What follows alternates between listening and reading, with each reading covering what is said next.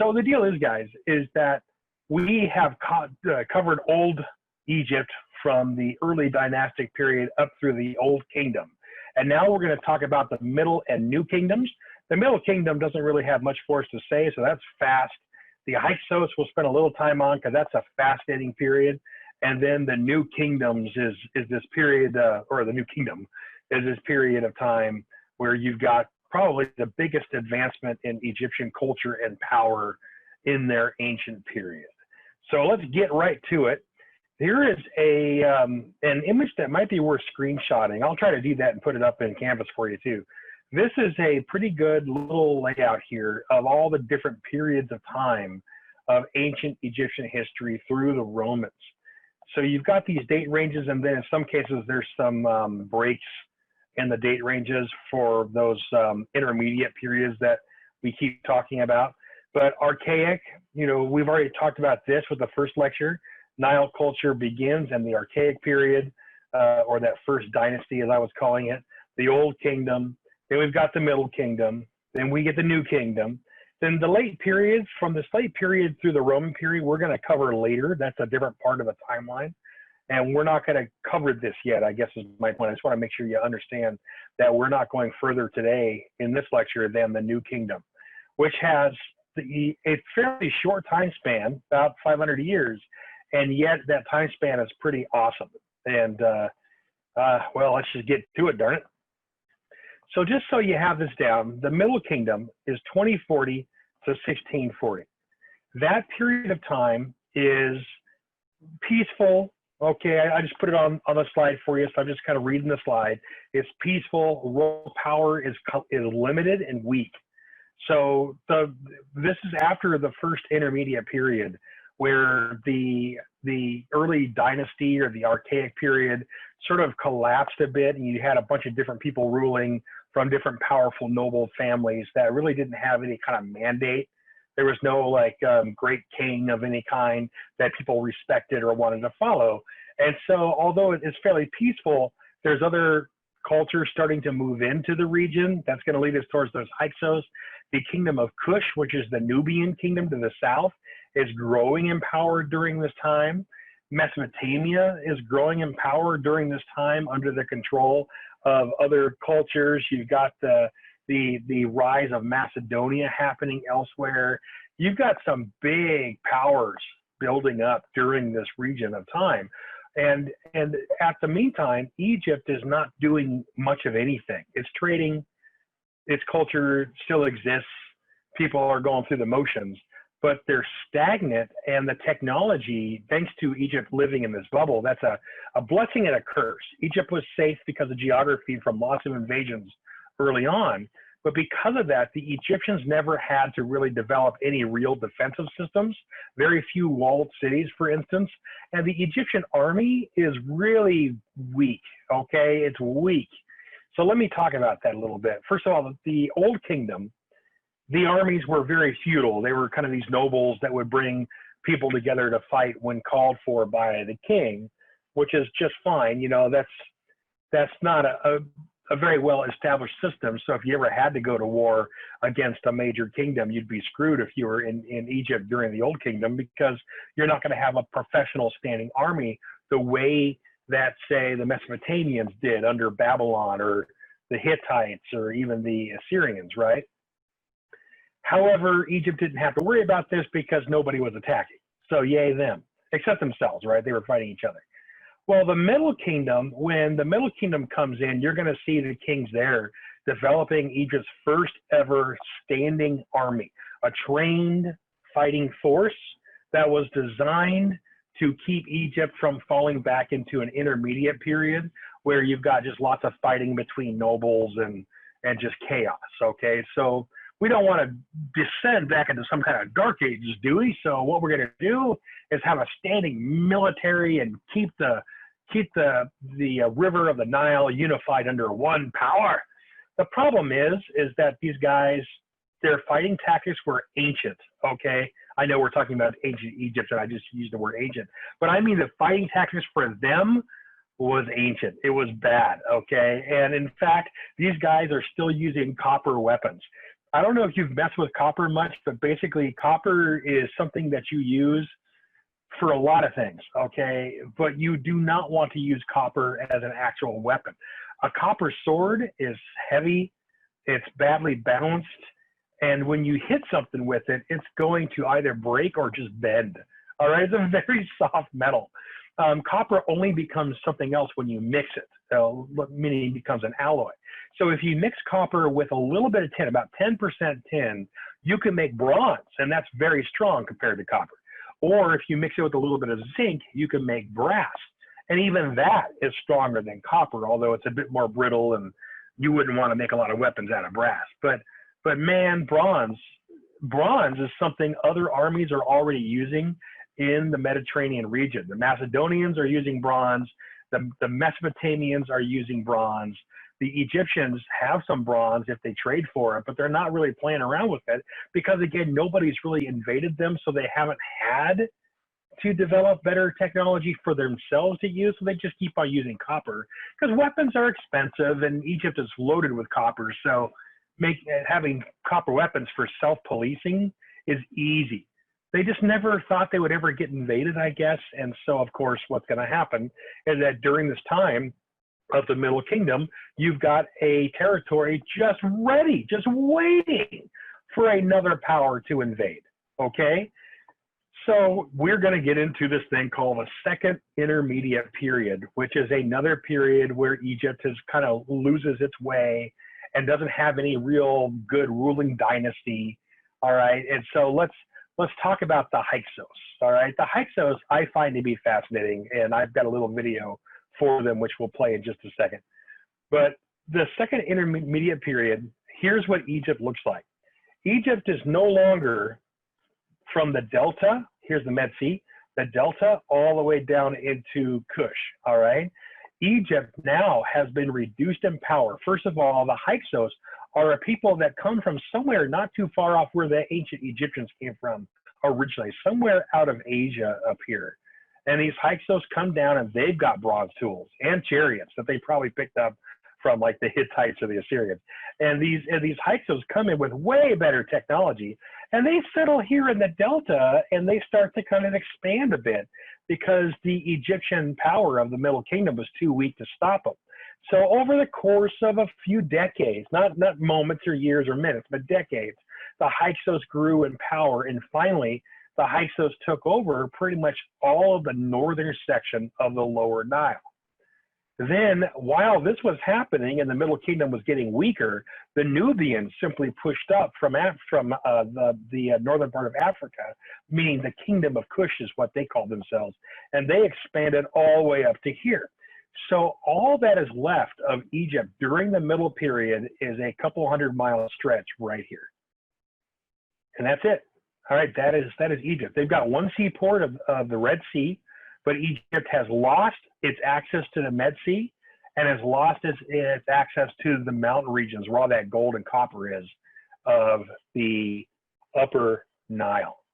So that's kind of an interesting situation that happened. This is a very weak tributary state now. All right, so the Hyksos are here in the Nile Delta, people with bronze armor, bronze hardware, bronze weapons, and horse-drawn chariots from wherever they picked that up, okay? And then you've got the Kingdom of Kush down here, which is very powerful as well. And you've got Egypt just kind of sitting here almost becoming a non-entity. These guys are left to be independently run, meaning it's like a province of Egypt that is being shared between the Hyksos and the Nubians of Kush, all right? So Thebes is the capital of Egypt at this time, and it's not very powerful, as you can imagine. For millennia, the country had been protected by its natural boundaries. Inhospitable deserts flanked the empire to the east and to the west, making invasion almost impossible. An army would die of thirst before it came in sight of an enemy. To the north, Lower Egypt was protected by the marshes of the Nile Delta. No enemy could cross them, or so it seemed. And far to the south, the rocks and rapids of the Nile cataracts made the river unnavigable along great stretches. The Egyptians were fully aware of their great good fortune. Egypt is naturally protected, and if the government of the day simply keeps up a few border forts with a handful of garrison troops, that's all that's needed. You can easily keep anybody out. And they did for the first 15 centuries of their history. They were remarkably successful in keeping all foreigners that were unwanted out of the country. But the Hyksos were different.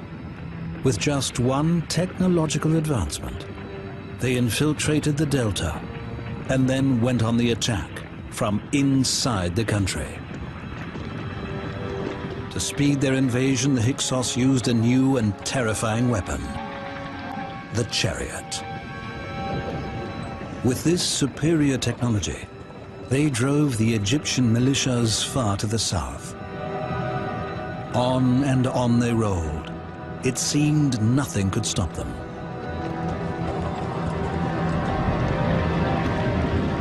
There was one attempt to fight them off. An ancestor of Thutmose, King Seqenen-Ra-Ta, made a stand. A pharaoh facing the impossible, a full-scale invasion of his country. But he had no chance against this well-armed, superior fighting force from distant lands. Seqenen-Ra-Ta paid with his life. His mummy clearly shows the terrible wounds that led to an agonizing death. That really had shaken the ego of the Egyptians, you know, to be invaded by these people that they despised, and successfully invaded for 108 years. That was a blow to their pride and a blow to their whole world vision.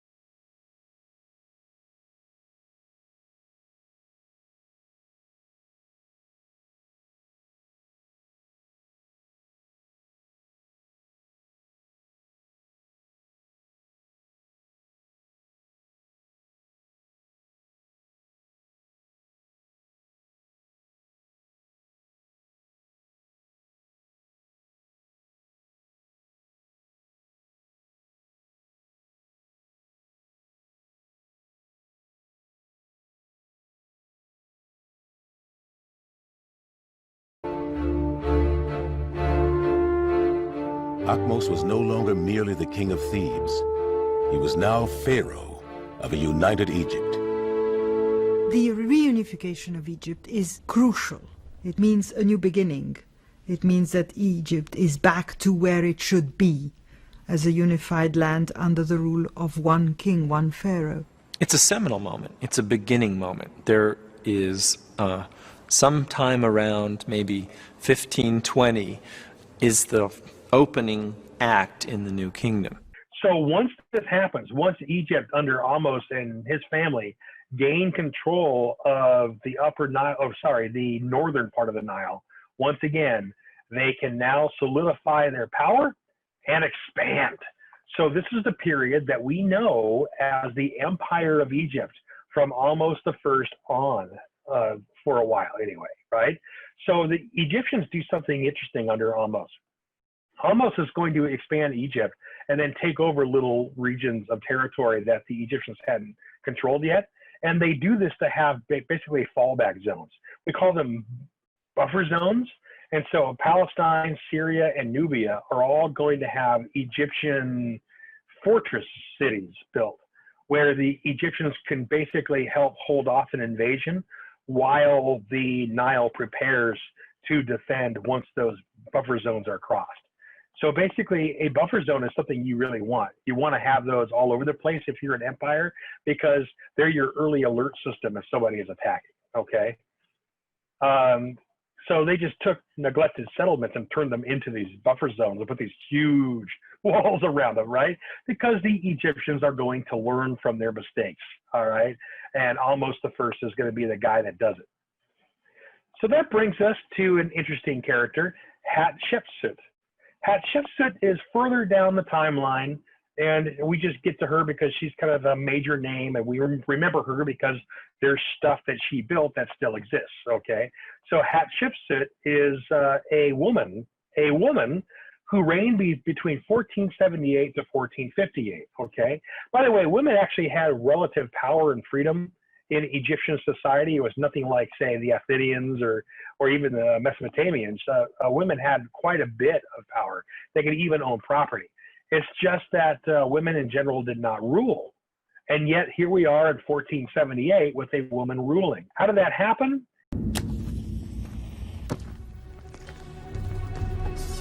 In 1903, British archaeologist Howard Carter was working in a tomb in the Valley of the Kings. Sifting through the sand, Carter came across a tomb, and on it the name of the pharaoh, Hatshepsut.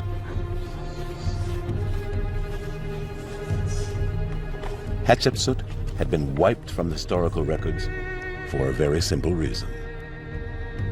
This remarkable pharaoh was a woman. Early in her life, Hatshepsut had been an ordinary queen. When her husband died, her stepson Thutmosis came to the throne. But he was too young to rule alone, so Hatshepsut ruled as co-regent. This was not exceptional. What was shocking was her next step. Hatshepsut declared herself pharaoh. Hatshepsut must have been an extraordinary woman. She found herself the most important ruler of the time. The next ruler to come to the throne, Thutmosis III, was only a small child. So she took action, and from being a regent, she had herself proclaimed not queen, but king of Egypt. Well, so Hatshepsut is going to rule as regent. Regent just means a part-time ruler who holds on to things until the male heir is old enough to rule. Well, what happens is ultimately, guys, it's very Game of Thronesy, all right? What happens? So all that said, she expands trade between Egypt and the neighbors, like Punt, meaning she gets all the way down through into the Gulf and is now trading with India from that territory called Punt. And this expedition goes all the way down the Red Sea, right down to the end here to Punt. In the 9th year of her reign, the pharaoh launched the expedition to Punt, an epic quest for the rarest treasures of the ancient world. The walls of Hatshepsut's temple proclaimed the mission to have been a triumphant success. The reliefs depict the exotic treasures her soldiers brought back to her. Look, they are returning, and they have brought something truly amazing. Trees heavy with fresh incense ready to plant, ebony and whitest ivory, baboons, monkeys and dogs, countless leopard skins, even slaves and children.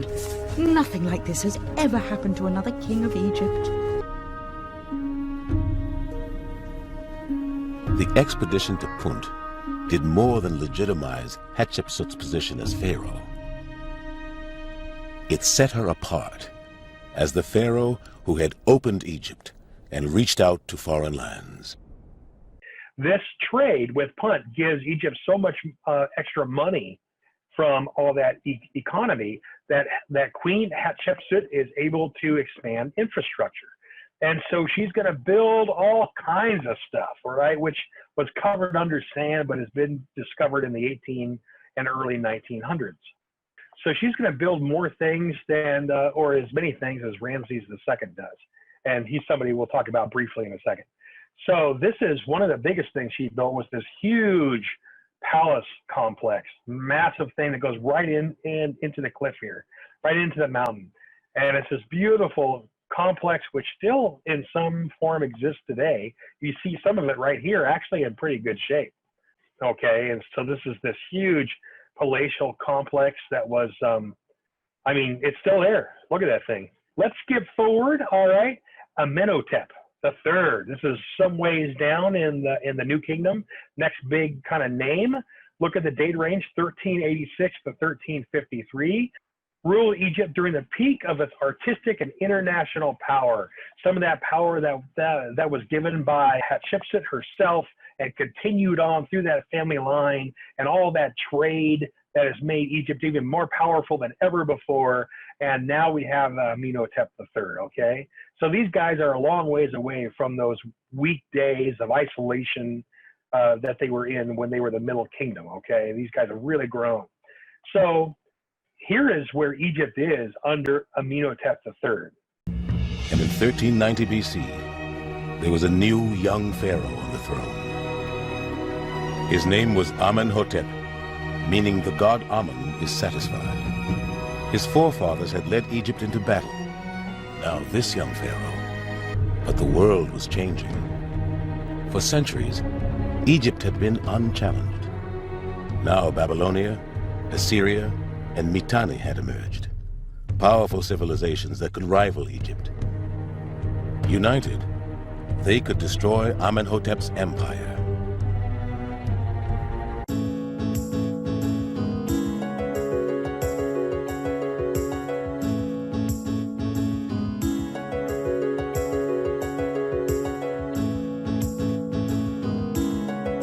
Amenhotep IV is maybe the most famous of all Egyptian pharaohs besides Ramses.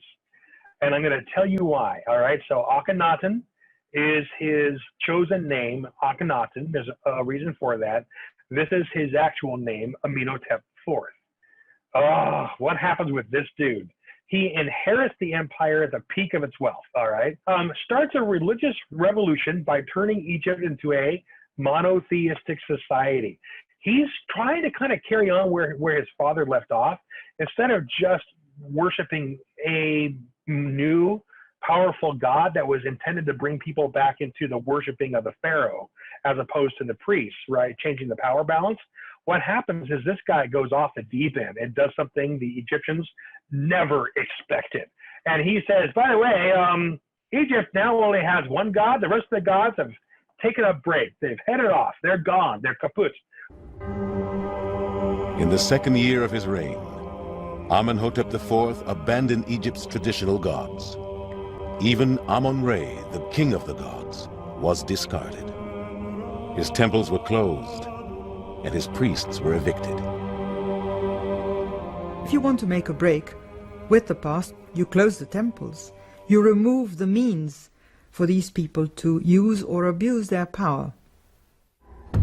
For this pharaoh, there would be only one god, the Aten, the visible sun. Amenhotep would become the first monotheist in recorded history. He would also be the only priest of his new religion. The pharaoh stands alone, bathed in the rays of the Aten. At a stroke, all the certainties of life that had marked the golden age of his father were swept away. He discarded the name Amenhotep, meaning Amun is satisfied. He would take a new name, Akhenaten, meaning one who is beneficial to the Aten. And so the deal is, guys, is that when he changes his name to Akhenaten, he's basically scaring everybody, and also he's causing a lot of chaos in society, a society that was never designed to be monotheistic, all right? So he's only 1 year in, guys. He's in the second year, that is, of his reign. And Akhenaten says, all right, all the rest of the gods are gone. There's one god left, and I am his spokesman. And hence my name is Akhenaten. So he hasn't even had a chance to really get the support of the people yet. And he just sort of says, all right, let's really just cut the legs off of the priest class and take away all their power by taking all their gods away. Ha, ha, ha. And it's brilliant, except that he did it too fast and people freaked out. Okay, he did it too fast. So all these temples are closed down. The priests are evicted. All right, so he's just, basically this is a war between a king and the priest class. First of all, Akhenaten decides to leave the capital of Thebes, the ancient capital of Thebes, and moves everybody to a brand new city called Amarna. It's further down, closer to the delta, and it's intended to make it its own capital, away from the priests and the old power base of Egypt. Okay, that was kind of a bright idea. It's just a little interesting. And then Akhenaten is going to start to persecute anybody that worships any other gods besides Aten. So let's talk about what happens as a result of his death. Akhenaten dies finally. Akhenaten dies, and upon his death, everything stops. Heir, the son, Tutankhamun, very famously known as King Tut, is going to take over, and people are going to kind of rule with him because he was a child king. And basically, under Tutankhamun, Egypt goes back to Thebes once again. All right, Amarna is going to be abandoned, and Akhenaten's memory is destroyed, and all the old gods come back.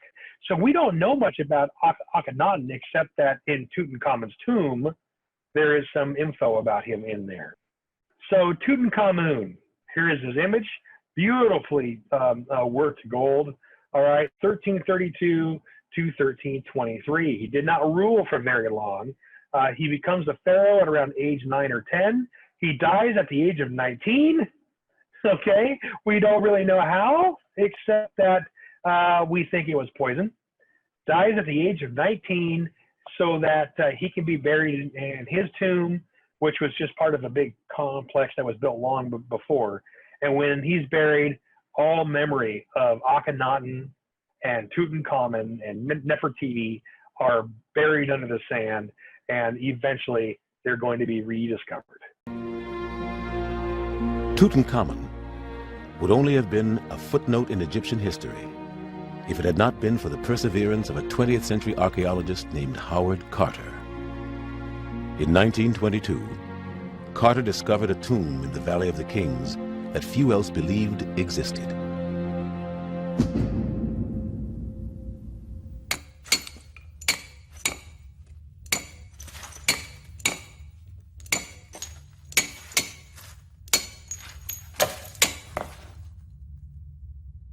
In a single breathtaking moment, he would bring the age of Tutankhamun back to life. The dusty floor itself maintained eerie footprints of the last people to breathe that very air 3,500 years earlier. As you note the signs of recent life around you, the blackened lamp, the finger marks on the freshly painted surface, the farewell garland dropped upon the threshold, you feel it might have been put there yesterday. Time is annihilated by such intimate details as these, and you feel an intruder. Carter's find was unique. He had not just rediscovered Tutankhamun, he had unearthed the most fabulous treasure ever found.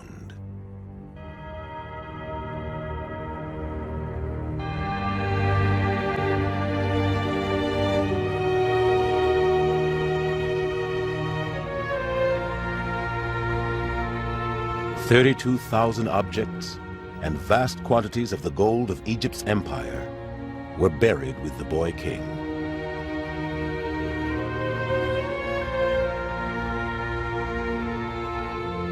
There were thousands of objects, 6 chariots, 4 ceremonial beds, endless containers in the antechamber alone.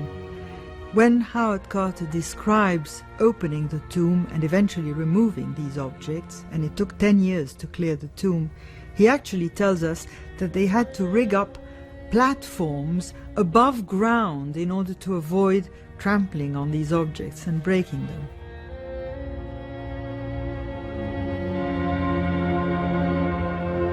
In spite of its astonishing contents, Tutankhamun's tiny tomb was not complete. His treasures had not been carefully placed, but randomly crammed in. This was no normal burial. On the back of the golden throne found in his tomb is a clue. Tutankhamun and his wife are shown sitting beneath the rays of the sun god, Aten.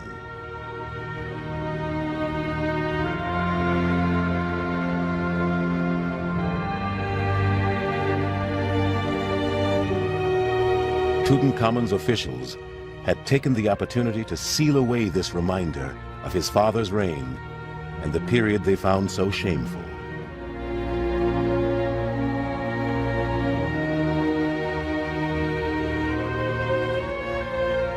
Tutankhamun was doomed to spend eternity with the very god he had renounced. All right. So this is where the tomb was, just kind of buried in the sand.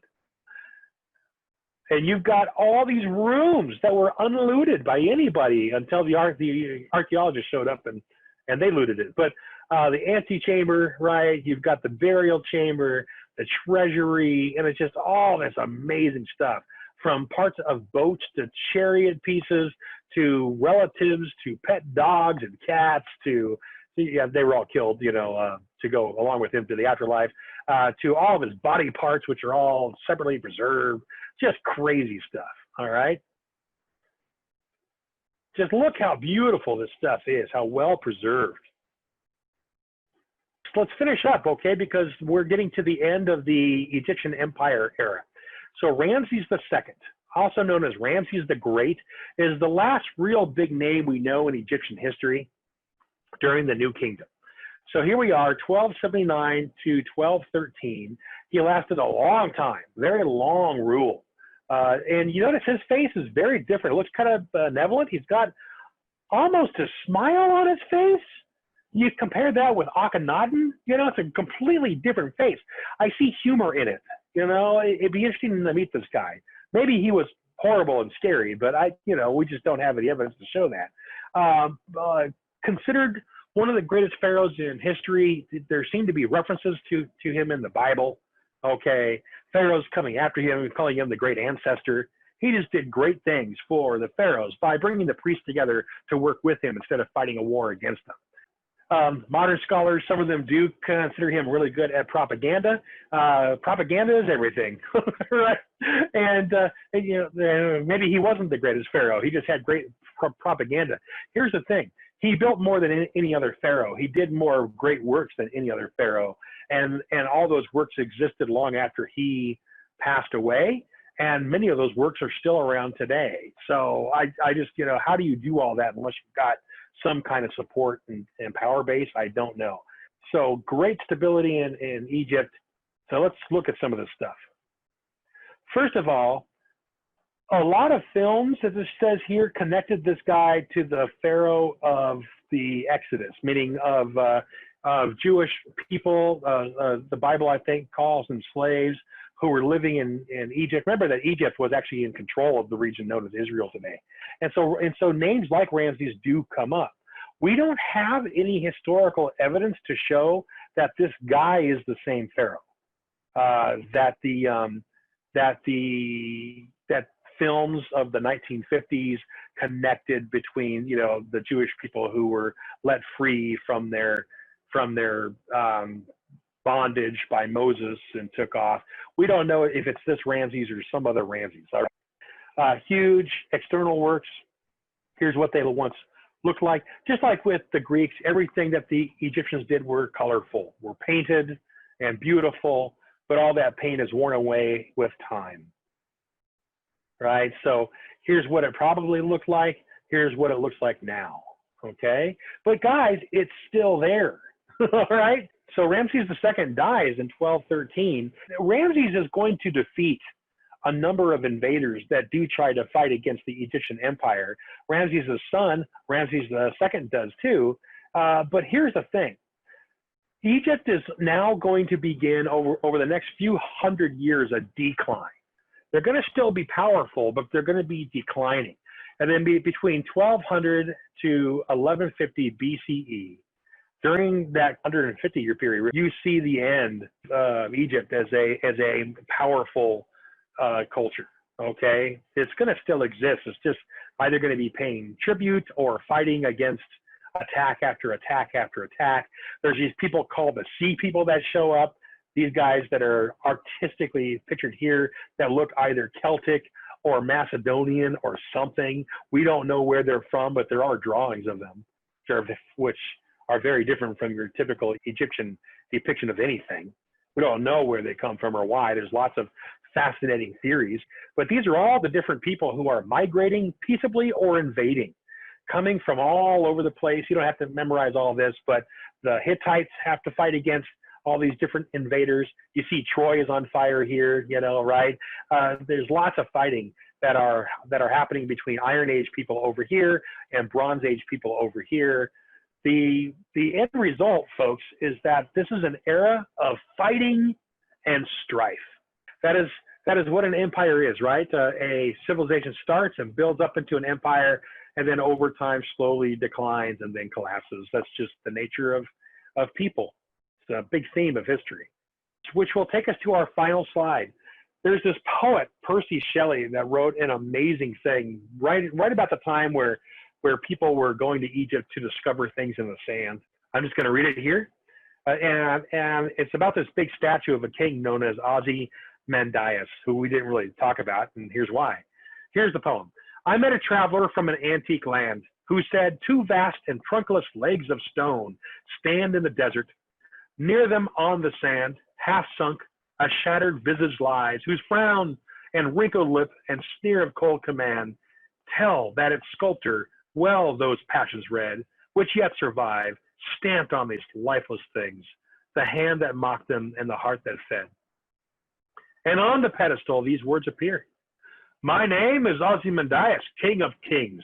Look upon my work, ye mighty, and despair. Nothing beside him remains.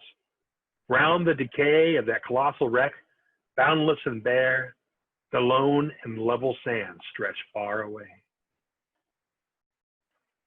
That to me is the description of every empire that has ever existed and will ever exist.